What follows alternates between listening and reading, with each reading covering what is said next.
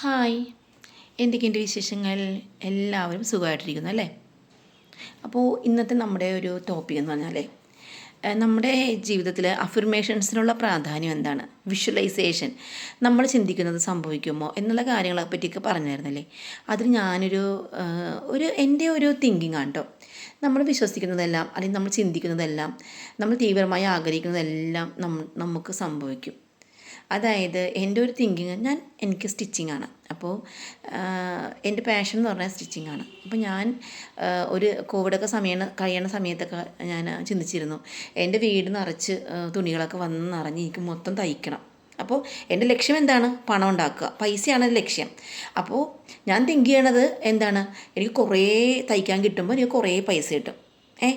അതെൻ്റെ ചിന്തയാണ്. പക്ഷെ ഞാൻ പ്രാർത്ഥിക്കുന്നത് എന്താണ്, എൻ്റെ വീട്ടിൽ നിറച്ച് തുണികൾ വന്ന് കയറണം. അപ്പോൾ എനിക്ക് അതെല്ലാം തയ്ച്ചു കൊടുക്കണം. എനിക്ക് ഫുൾ ടൈം തയ്ക്കണം. എനിക്ക് ഫുൾ ടൈം തയ്ച്ചു കൊടുത്ത് അപ്പോൾ എനിക്ക് കുറേ പൈസ ഉണ്ടാവും. അപ്പോൾ ഞാൻ അങ്ങനെയൊക്കെയാണ് ചിന്തിക്കുന്നത്. പക്ഷേ ഞാൻ ചിന്തിക്കുന്ന പോലെ തന്നെ എൻ്റെ വീട് നിറച്ച് തയ്ക്കാനായിട്ട് ഒത്തിരി തുണികൾ, മറ്റേ പീസ് വർക്കായിട്ടാണെങ്കിലും അതേപോലെ തന്നെ ബൾക്ക് ഓർഡേഴ്സ് ആണെങ്കിലും വന്ന് നിറഞ്ഞു. പക്ഷേ എന്താ സംഭവം, എനിക്കിതൊന്നും ചെയ്തു കൊടുക്കാൻ പറ്റുന്നില്ല. ഞാൻ ടെൻഷൻ അടിച്ചു. എനിക്കിതൊന്നും കംപ്ലീറ്റ് ചെയ്യാൻ പറ്റുന്നില്ല. വളരെ റിസ്ക് എടുത്ത് ഞാൻ അതൊക്കെ കംപ്ലീറ്റ് ചെയ്തു. ടൈം ടു ടൈം എനിക്ക് കൊടുക്കാൻ പറ്റണില്ല. ഭയങ്കര ടെൻഷൻ അടിച്ച് എൻ്റെ മൈൻഡൊക്കെ ചത്തുപോയി. മനസ്സൊക്കെ ഭയങ്കര ഡൗൺ ആയി. അപ്പോൾ ഞാനിത് എങ്ങനെയും തീർത്താൽ മതി എന്നായി. അപ്പോൾ ഞാൻ പറഞ്ഞു, എനിക്ക് ബൾക്ക് ഓർഡേഴ്സ് വേണ്ട, എനിക്ക് കസ്റ്റമൈസേഷൻ മതി. ഞാനപ്പോൾ തിരിച്ച് ചിന്തിച്ചു, എനിക്ക് ധാരാളം കസ്റ്റമൈസേഷൻ ഓർഡേഴ്സ് വരുന്നത്, കസ്റ്റമൈസേഷൻ ഞാൻ തയ്ച്ചു കൊടുക്കാം, എനിക്ക് ഒരു കുഴപ്പമില്ല, ധാരാളം തന്നെ.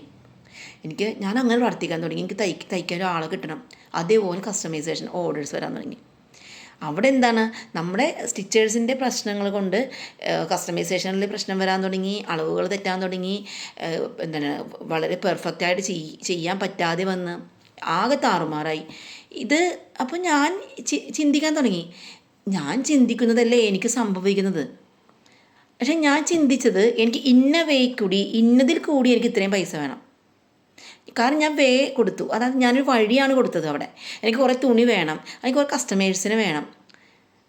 ഞാൻ ചിന്തിക്കുന്നതാണ് എനിക്ക് തന്നത്. എനിക്ക് കുറേ കസ്റ്റമേഴ്സിന് വേണം. കസ്റ്റമേഴ്സ് നല്ലതാണോ ചീത്തയാണോ, അവർ നമുക്ക് പൈസ തരുമോ ഇല്ലയോ എന്ന് അറിയാൻ പാടില്ല. എനിക്ക് കുറേ പേരെ വേണം, ഞാൻ അതുപോലെ ആഗ്രഹിച്ചു. എനിക്ക് കുറേ ഓർഡർ വേണം. ഈ ഓർഡർ തരുന്ന ആൾക്കാർ നമ്മുടെ എങ്ങനെയാണ് പെരുമാറുക, അതൊന്നും ഞാൻ ചിന്തിക്കുന്നില്ല. അപ്പോൾ നമ്മൾ ചിന്തിക്കുന്നത് സംഭവിക്കും എന്നുള്ളത് കറക്റ്റായ കാര്യമാണ്. അതുകൊണ്ടാണ് നമ്മൾ നെഗറ്റീവ് ചിന്തിക്കല്ലേ. ഒരു ദിവസത്തിലെ 24 മണിക്കൂറിൽ 20 മണിക്കൂറും നെഗറ്റീവും സങ്കടവും പ്രാരാബ്ദവും കഷ്ടപ്പാടും നമ്മൾ ചിന്തിച്ചു കൊണ്ടിരുന്നാൽ അത് നമ്മുടെ ജീവിതത്തിൽ നിന്ന് ഒരിക്കലും ഒഴിഞ്ഞു മാറില്ല. ദുഃഖം ഉണ്ടാവും, കഷ്ടപ്പാടുണ്ടാകും, സങ്കടം ഉണ്ടാവും. നമ്മൾ ഇപ്പോഴും കരഞ്ഞുകൊണ്ടായിരിക്കും ഇരിക്കുന്നത്. ആ കരച്ചിലിന് കാരണമായ കാര്യം മനസ്സിൽ നിന്ന് മാറ്റുക. കാരണം ആ കാരണം ഉണ്ടല്ലോ, സ്റ്റിൽ ലൈവാണല്ലോ. നമ്മുടെ ഭർത്താവ് കുടിക്കും, അല്ലെങ്കിൽ മക്കൾ തരികടയാണ്, അല്ലെങ്കിൽ നമ്മുടെ അമ്മായിയമ്മമാർ അങ്ങനെയാണ്, അല്ലെങ്കിൽ നമ്മുടെ ബന്ധുക്കാർ ഇങ്ങനെയാണ്, അല്ലെങ്കിൽ എൻ്റെ ജോലി സ്ഥലത്ത് അങ്ങനെയാണ്, എനിക്ക് ജോലിയില്ല. ഓക്കെ, അതിപ്പോൾ നടക്കുന്ന കാര്യമാണല്ലോ. ജോലി സ്ഥലത്ത് അങ്ങനെയാണെന്ന് സ്റ്റിൽ ലൈവാണത്. കെട്ടിയവൻ കുടിക്കണതും അല്ലെങ്കിൽ കെട്ടിയവൻ അങ്ങനെയാണെന്നും അല്ലെങ്കിൽ കെട്ടിയവൻ്റെ ഇല്ലായ്മയെല്ലാം അത് അങ്ങനെ തന്നെയാണ്. അല്ലെങ്കിൽ മക്കൾ തലതിരിഞ്ഞ് പോയെങ്കിൽ അത് അങ്ങനെ തന്നെയാണ്. അമ്മായിയമ്മ എല്ലാ ദിവസവും പ്രാക്കാണെങ്കിലും അത് അങ്ങനെ തന്നെയാണ് ആണല്ലോ. സ്റ്റിൽ അത് നടക്കുന്ന കാര്യമാണല്ലോ. അതിനെക്കുറിച്ച് ഓർത്തിട്ട് എന്താ കാര്യം? ചിന്തിച്ചു നോക്കി. കാരണം അത് നടന്നുകൊണ്ടിരിക്കുന്ന സംഭവമാണ്, പ്രസൻറ്റ് നടക്കണം. അതിനെ മറികടക്കാനാണ് നമ്മൾ ശ്രമിക്കേണ്ടത്. അവിടെ ചീത്ത പറയുമ്പോൾ നമ്മുടെ മനസ്സിൻ്റെ ഉള്ളിൽ നമ്മൾ ആ ചീത്തകളിനേക്കാൾ നല്ലതായിട്ട് നല്ലൊരു ലൈഫ്, എൻ്റെ അമ്മായിമ്മ എത്ര സ്നേഹത്തോടെ എനിക്ക് പെരുമാറുന്നത്, നേരെ നോക്കുമ്പോൾ തെറി പറച്ചിലാണെങ്കിൽ പോലും ആ പറയണ തെറീനെ നമ്മൾ തിരിച്ച് മറുപടി പറഞ്ഞ് അതിനെ ഒരു ഇതാക്കാതെ ഏറ്റവും നല്ല രീതിയിൽ എൻ്റെ അമ്മ എന്നോട് പെരുമാറുന്നു, ഏറ്റവും നല്ല രീതിയിൽ എൻ്റെ ഭർത്താവ് എന്നോട് പെരുമാറുന്നതിന് ഞാൻ പ്രപഞ്ചത്തോട് നന്ദി പറയുന്നു എന്ന രീതിയിൽ കൺവേർട്ട് ചെയ്ത് പ്രാർത്ഥിച്ചു കഴിഞ്ഞാൽ അത് സക്സസ് ആയിട്ട് വരും, ഉറപ്പാണ്.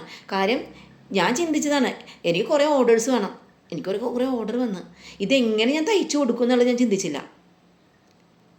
നമ്മൾ വഴികൾ മാത്രം ചിന്തിച്ചുകൊണ്ടിരിക്കുന്ന. വഴികൾ ചിന്തിക്കണ്ട, വഴികൾ ദൈവം തരും. നമുക്ക് എന്താവശ്യം അത് പറയുക. എനിക്ക് ഇന്ന വഴി കൂടി തന്നെ വേണ്ട, ദൈവം വഴി ഇട്ട് തരും. ആ വഴി കൂടി അങ്ങ് പോയാൽ മാത്രം മതി. എൻ്റെ പർപ്പസ്, എനിക്ക് മന്ത്ലി 50,000 രൂപ വേണം, എനിക്ക് മന്ത്ലി 1,00,000 രൂപ വേണം, എനിക്ക് എവിടെന്നാ വേണ്ടേ, എനിക്ക് ഇന്ന വഴി കൂടി തരുമോ ചോദിക്കണ്ട. എനിക്ക് മാസം 1,00,000 രൂപ എനിക്ക് സാലറി ഉണ്ട്. പ്രപഞ്ചത്തിന് നന്ദി പറയുന്നു. Thank you God, thank you Jesus, thank you universe. ഈ 1,00,000 രൂപ നിനക്ക് കിട്ടും എന്നുള്ളത് ജോലിയില്ലാതിരിക്കണേക്ക് നമ്മൾ വീടിൻ്റെ അകത്ത് ഒരു പണിയില്ല, ഒന്നുമില്ല, വെറുതെ ഇരിപ്പായിരിക്കും. പക്ഷെ എനിക്ക് 1,00,000 രൂപ സാലറി വേണം, ഞാൻ ആഗ്രഹിക്കുന്നുണ്ട്. അവരുടെ എലിജിബിലിറ്റിക്ക് അനുസരിച്ച് പ്രപഞ്ചം അത് കൊണ്ട് തരും, തന്നിരിക്കും. അനുഭവമാണ്. തന്നിരിക്കും എന്ന് പറഞ്ഞു കഴിഞ്ഞാൽ തന്നിരിക്കും.